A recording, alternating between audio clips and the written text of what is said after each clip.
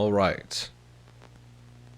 My name is researcher Rowe Lucian, and today I'm going to be talking about SCP-6274. Item number: SCP-6274. Object Class: Euclid. Special Containment Procedures: SCP-6274 is to be monitored for any further spectral activity. Upon a period of 2 years without any considerable change in activity, SCP-6274 is to be reclassified as neutralized, and formally placed into Foundation ownership through shell company SMEC and Carlisle Properties. Efforts into locating extant members of the Burnley family are ongoing. Description: SCP-6274 refers to a unique phenomenon affecting hauntings, apparitions, and spectral entities within the grounds of the Burnley estate, located in Paulensby, Mississippi, United States of America. SCP-6274 involves a sudden intensifying and subsequent cessation in previously stable spectral activity. Addendum: Excerpt from Our Hauntings by Lyle Allen Burnley. Of these abnormalities that the wider world is aware of, hauntings are by far the most ubiquitous. Every culture in this world has some form of the basic idea. When we die, we leave a part of ourselves behind. A ghost, a spirit, a revenant. Some form of imprint on the world in which we lived. Something that remains after we are gone. It has long since been known to us that these imprints are caused by any number of factors. The trite, unfinished business, to an ennui that lingers even after death. No two hauntings are quite alike, though they share some common properties. Let us dispel the notion that all are translucent people wandering around after dark to scare children. A revenant can take any number of forms, from a phenomenon to a place.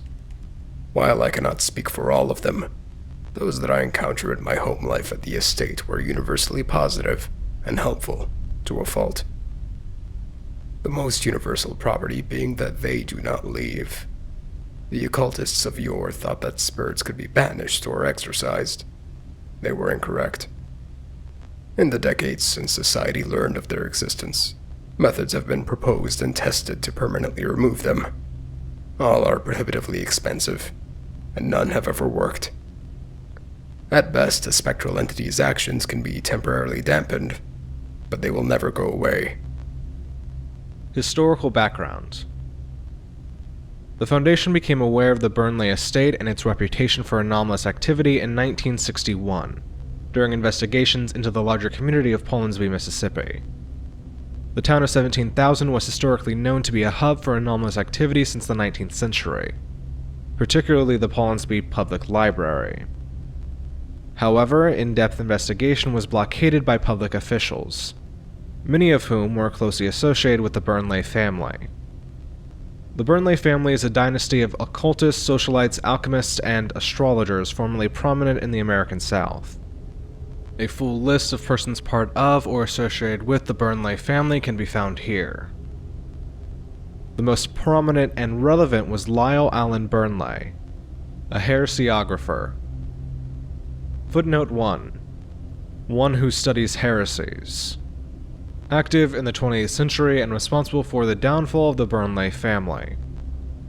Lyle A. Burnley's death in 1978 resulted in the Burnley estate, as per terms of his last will and testament, being surrendered to the Paulensby municipal government for the creation of a public park after the removal of several corpses. The Foundation halted the transfer of the property to investigate the long-standing reports and claims of ghosts inhabiting the house, colloquially known as Elilin. The vast majority of the reports were found to be true. However, as with most spectral entities, the functional risk and significance of each SE were low enough to not warrant an SCP designation or dedicated containment. Elilin was placed under low-priority outsourced containment, with Burnley's surviving family, already well acquainted with the anomalous, serving as caretakers, subject to annual certification from a member of Foundation staff with ESP capabilities. This model of containment worked with only minor interruption until 1999.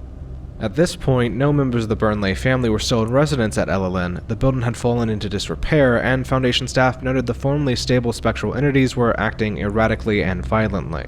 MTF Mu-13 was dispatched to investigate. Addendum. Timeline of MTF Mu-13 exploration. 344. MTF Mu-13 arrives at LLN. Agents A, C, I, and L disembark and approach the building, up the circular private drive. A single light is on in a third-story window. 346. Team members force open the front door and enter into the foyer. The temperature is noticeably colder inside the building. The foyer is coated in a thick layer of dust and the floorboards creak. The lights are off. 349. Command instructs team to explore the first floor, place surveillance equipment, and attempt to reactivate the main power. They proceed down the hallway to the eastern wing, checking rooms as they go. 353. Team arrives at a door that will not open. They report sounds of what could be muffled breathing beyond it. This is the Foundation's first encounter with SCP-6274-A. After several minutes, they draw a simple sealing ward on the door and proceed. 4. Most dining halls on the first floor are completely empty. 2 are in total disarray, and 1 is set for a lavish candlelit feast.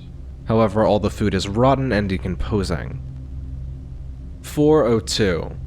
Team reaches the end of the wing without encountering anything further notable. They turn and begin to make their way back to the main hall to explore the western wing. 408. Team passes by the previously sealed door. The sealing ward is now absent. Dust has been kicked up around the door. Team members voice apprehensiveness. Command reminds them that there is nothing to be afraid of. Team redraws the sealing ward, places surveillance equipment, and continues. 412. Team enters into the Great Hall in the center of the building.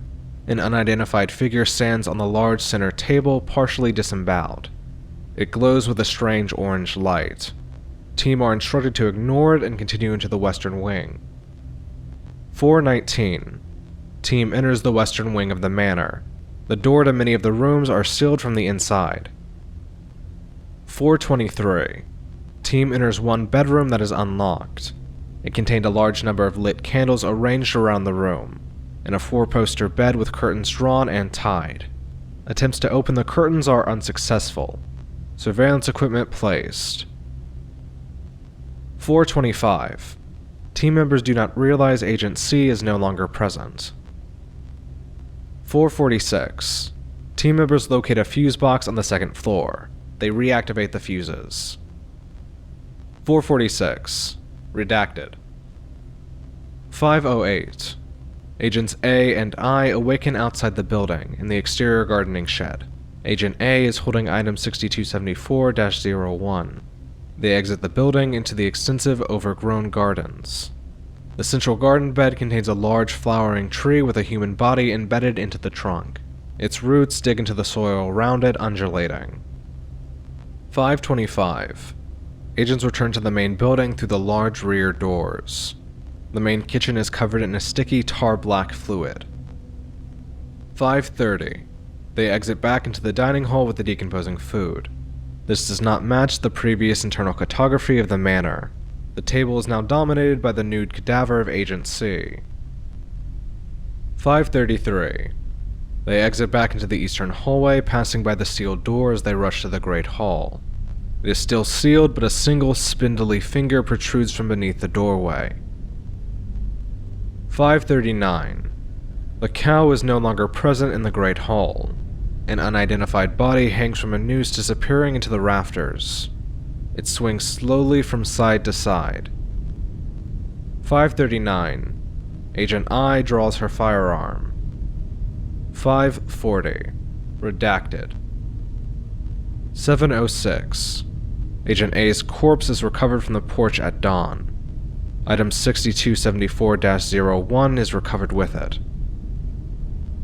Despite the unfortunate loss of MTF Mu-13, the surveillance equipment set up inside LLN continued to function, offering a detailed log of spectral activity inside the Burnley estate. 3 hotspots have been located. the Silverton Room, the Suite, and the Garden. While the door to the wine cellar is not a hotspot, its anomalous resistance to being opened put it under scrutiny. Attempts to contact or locate any members of the Burnley family to return SCP-6274 to baseline activity have been unsuccessful but are ongoing. Addendum. Item of interest. Item 6274-01 is a bound manuscript with the title Our Hauntings, written by Lyle Allen Burnley. It is visually aged and appears to have been written on a typewriter before being bound by hand. It lacks a cover or other peripherals, and large portions of the text appear to be absent. The second page contains a dedication. To Henry, Matilda, Arthur, and Laura Burnley.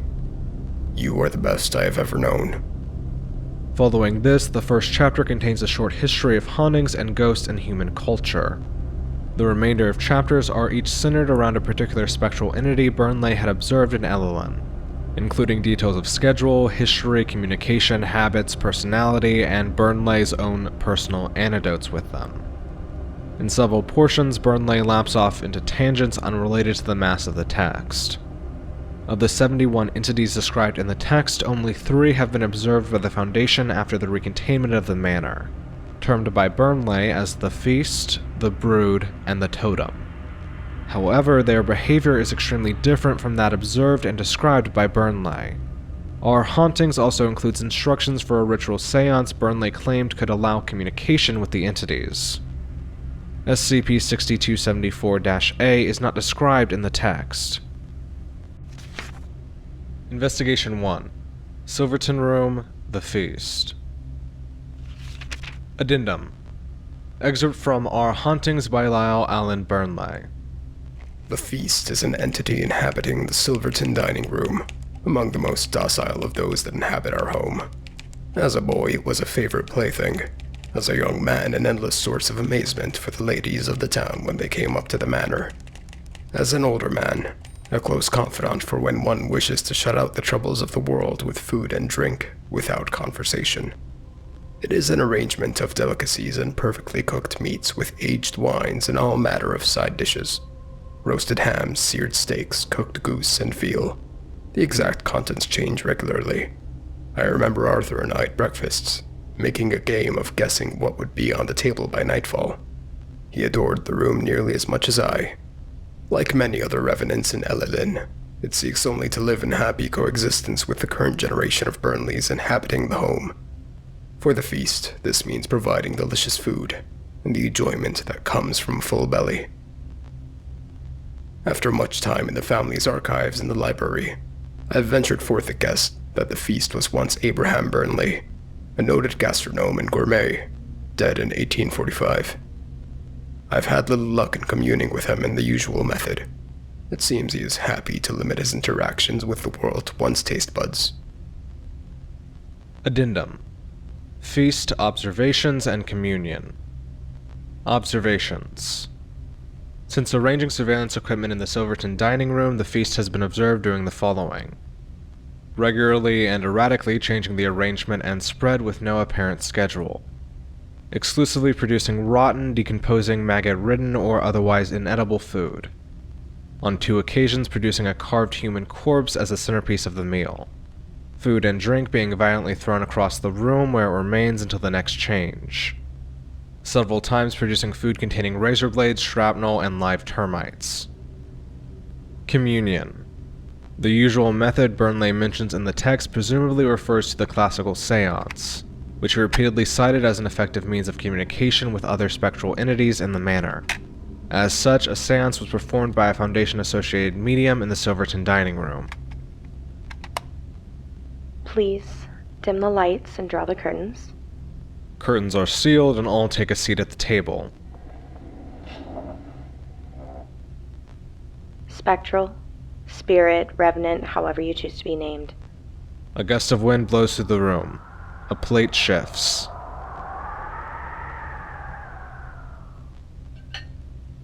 We humbly ask to speak to you. Silence. The large carving of decomposing venison undulates. What? What is it? Please, quiet. Revenant, we merely wish to speak to understand why you're pained. Grant us the... No. What are you doing? She holds her head in her hands. Something is wrong. A light shines through a glass, darkly.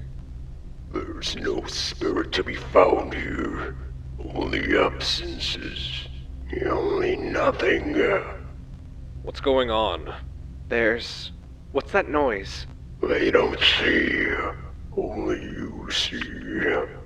Nothing is not a something.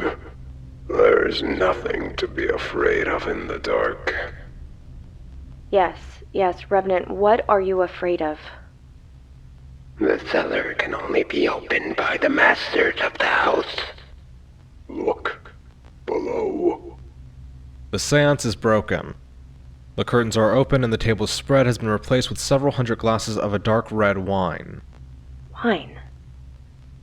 No activity has been recorded from the feast since. Addendum.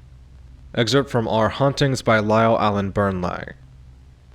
A misconception that ghosts, spirits, revenants, whatever you choose to call them, are utterly and totally divorced from the world which we inhabit. That their interaction is limited to that of a common poltergeist. Throwing vases and banging together pots and pans like a choleric child. Not so. Revenants are not altogether unlike living humans. They feel emotion. They are driven by something, though they do not know what. One could say this goes for most all creatures. They rage when they are upset, when they are angry, bitter, frightened of something. A wise man I met in Jordan some years ago told me that every revenant is anchored by something in the living world, be it a person, an object, a location, something that they left behind.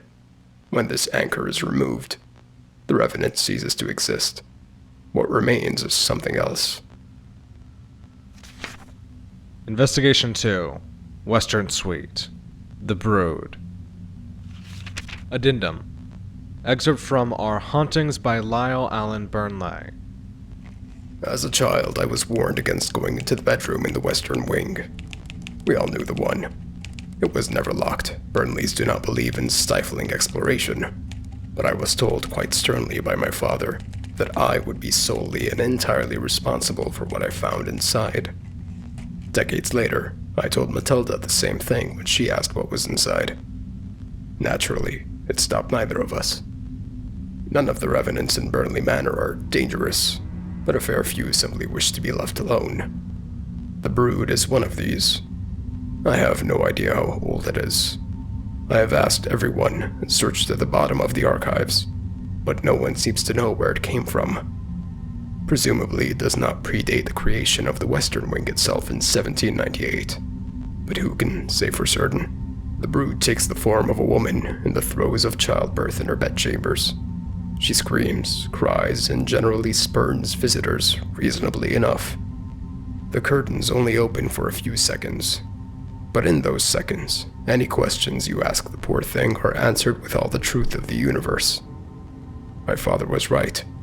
Knowledge is not a burden a child should bear.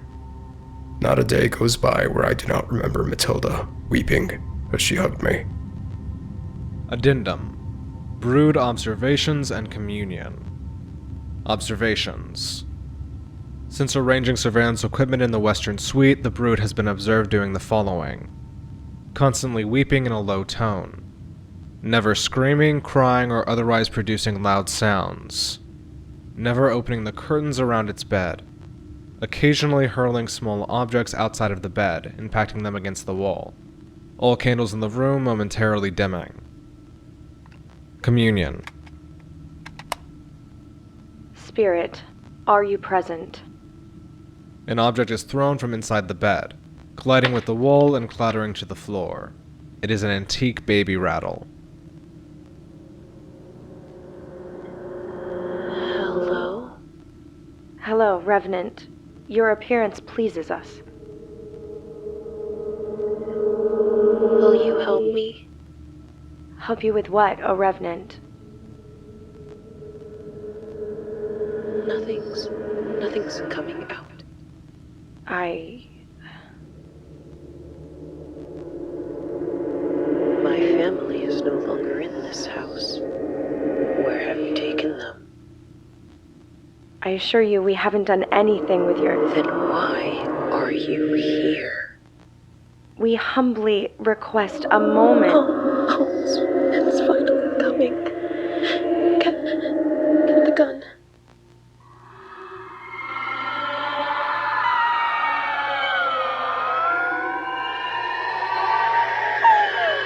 The voice screams for several seconds.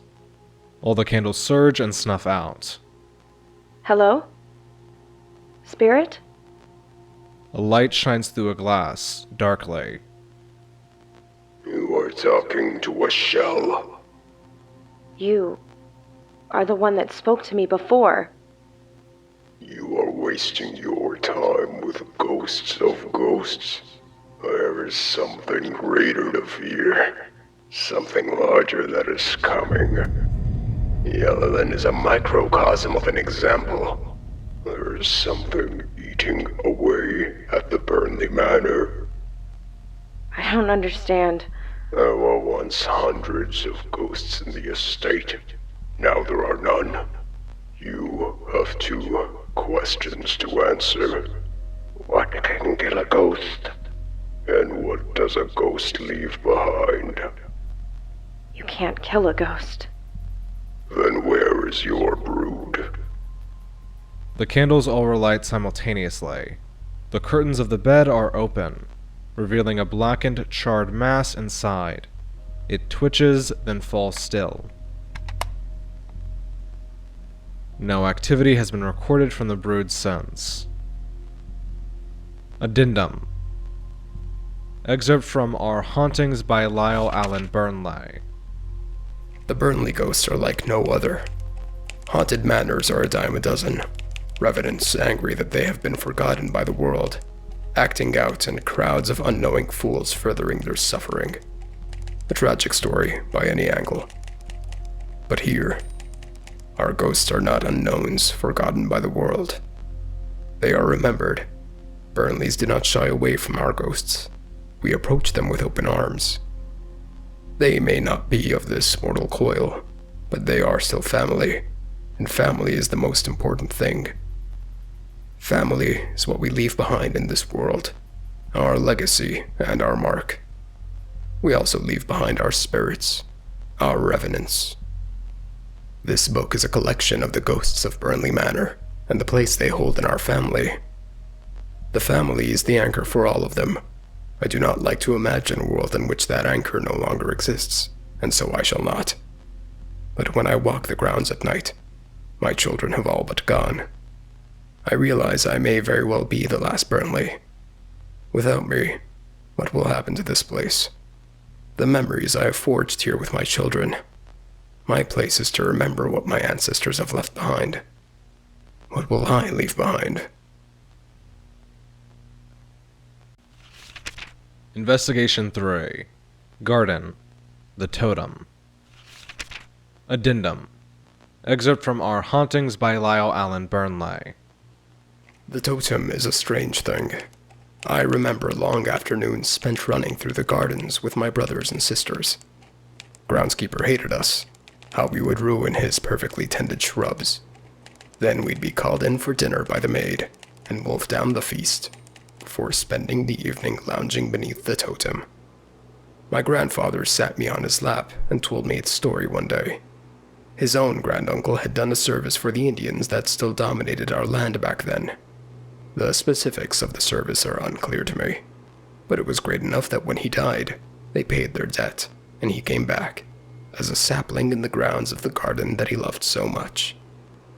The fruit he produced were one of a kind. A large, round thing the size of your fist with a thick purple skin and a juicy red inside. He was our oldest family member. We adored his stories, regaling us with cowboy tales, and he was a tree in spirit, happy to watch the world grow around him. Addendum. Totem Observations and Communion. Observations. Since arranging surveillance equipment in the garden, the totem has been observed doing the following. using prehensile vines to catch and consume small animals, releasing an unknown substance into the soil, turning it into a highly corrosive mud, repeatedly attacking nearby personnel unprovoked, dragging prey into its soil, where it seems to digest them for nutrients. Communion. Due to the danger presented by the totem, the communication was performed through a remote microphone. Revenant, are you present? Several vines twist and unwrap from the tree trunk. Please stop. Vines freeze in place. Can you speak? Speaking is waste. The vines continue to move forward towards the microphone. You are a Burnley, one of the first. Whatever was here once may have been Burnley. And now? Burnley shapes hold. The absence of familiarity. Do you know what has happened here? This house was once filled with spirits. Memories enduring after demise. The Burnley clan was beyond death. What changed? Light shone through a glass, darkly. Something cosmic turned its eyes on a family in Mississippi, leaving behind nothingness in its wake. Look to the skies, little one.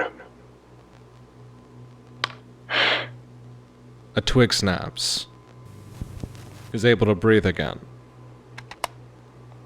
No activity has been recorded from the totem since. Addendum. Excerpt from Our Hauntings by Lyle Burnley. I was looking through my archives just the other day when I came across an old journal of mine from an expedition into the Iron Eye. They have a rich and ancient culture, and as with all cultures, the aspect of mysticism and spirituality was strong. I shared my knowledge of certain histories and heresies, and was provided with their own stories in turn.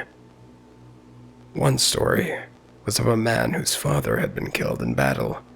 He was told by a shaman that his father's spirit, his revenant, was watching over him, and would continue to do so for his son, and his son's son, and so on. He was comforted by this knowledge. Many years later, the man was subject to a curse from a rival house, something to plague misfortunes upon his family. In those weeks, he felt a presence by his side, one he did not even realize was there, change, morph from something to nothing. Like a black hole on his shoulder, constantly pulling, the unignorable presence of nothingness. The shaman told him plainly, his father's spirit was no longer the thing walking by his side. It troubles me. I have seen what my forefathers have left behind. I leave behind 4 wonderful children and 2 wives. I leave behind a body of work as impressive as any scholar of the paranormal. But my children have no interest in the occult. The family's secrets will die with me. Whatever I leave behind will be a harbinger of things to come. At this point, the Foundation was approached by Laura Norman, the disowned daughter of Lyle Burnley. Due to her extensive efforts to divorce herself from the family name, standard contact efforts failed to reach her. An interview was conducted. Addendum. Interview with Laura Norman, née Burnley. Thank you for agreeing to speak with us, Miss Norman. I, haven't spoken to anyone about my family in decades. I haven't seen this house in years. I'm sure this must be very jarring. We're told that the house has a long history of being, haunted. Yes. Yeah. It was just a fact of life for us. Something to work around. You never felt afraid? The fear from ghosts comes from being raised to be afraid of ghosts. We weren't. We thought of ghosts as the bedroom you could go into if you wanted to be alone, or the spirit that'll tell you a secret if you bring it a cup of tea. Dad raised us to be inquisitive. Your father, tell me about him. He was larger than life. There will never be anyone quite like him. I loved him. I thought he disowned you. He disowned me because he loved me. He set me free. The only way that he knew how. But here I am. Back again. And you still haven't explained to me what's wrong with the place. The spectral entities have disappeared. Disappeared. They're gone. All of them. How? Ghosts can't die. We don't know why they've suddenly disappeared. When we arrived, 3 remained, but violent, spiteful. They're gone now, too. None of them were ever violent. You must have provoked them somehow. But for them to just leave, I don't understand. Those revenants are as much a part of the estate as the walls. Your father left extensive notes on them. Their behavior was completely unlike his observations, and attempts at communications made them leave. Our medium claims they felt scared, and Mr. Burnley's notes go on at length about his fears at what he would leave behind, now that the rest of the family is gone. Scared of what? We don't know, but we think whatever it is, it's in the wine cellar. We don't have a wine cellar. Ultrasound investigation of the grounds revealed the presence of 3 objects buried 2 meters deep a distance away from the house. An excavation team dug up the surrounding ground, recovering the objects. 3 decomposing bodies, 2 males and 1 female, buried in unmarked graves. DNA identification revealed them to be Henry, Arthur, and Matilda Burnley, the 3 legal children of Lyle Allen Burnley. They had been dead for less than 6 months. Investigation 4. Wine Cellar. The Harbinger. I'm ready. Are you sure? We don't have to do this. I grew up in this house. I'm not scared. There's nothing to be afraid of in the dark. Okay. You have a flashlight, microphone, and camera. Just describe to us what you're seeing as you go down, okay? Okay. Laura steps towards the wine cellar door. The finger beneath it continues to tap against the ground. I don't remember this door. It's not in your father's notes, or in any of the blueprints either. Laura places her hand on the doorknob. The finger retracts behind the door, and Laura opens it. A descending staircase is visible, but the darkness makes it impossible to see more. She steps in and begins walking down the stairs. It's, really dark. I can't see anything, even with the flashlight. Can you feel anything? Just the rails. It's cold. It's really cold. That's okay. You're doing great. Just keep going. Yeah, I didn't know there was a wine cellar underneath the house. Wait. No. What? I do. I remember a wine cellar. Just not this one. What do you mean? Dad and I. He took me down into the cellar once. I was 4, but the entrance was outside of the house then. He showed me the empty space and he told me he was going to turn it into a juice factory. He didn't like to talk about alcohol in front of us. I'm at the bottom. What do you see? Nothing. There's nothing down here. Is it just an empty... No, there's literally nothing. Nothingness. It's Oh, God. What is it? There's no wine cellar. Just like there are no ghosts in the manor anymore. They're just holes. The spaces where things used to be. I'm afraid I don't.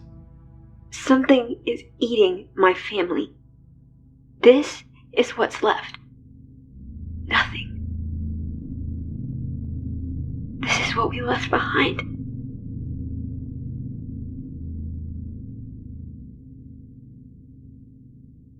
There is nothing to be afraid of in the dark. Dad?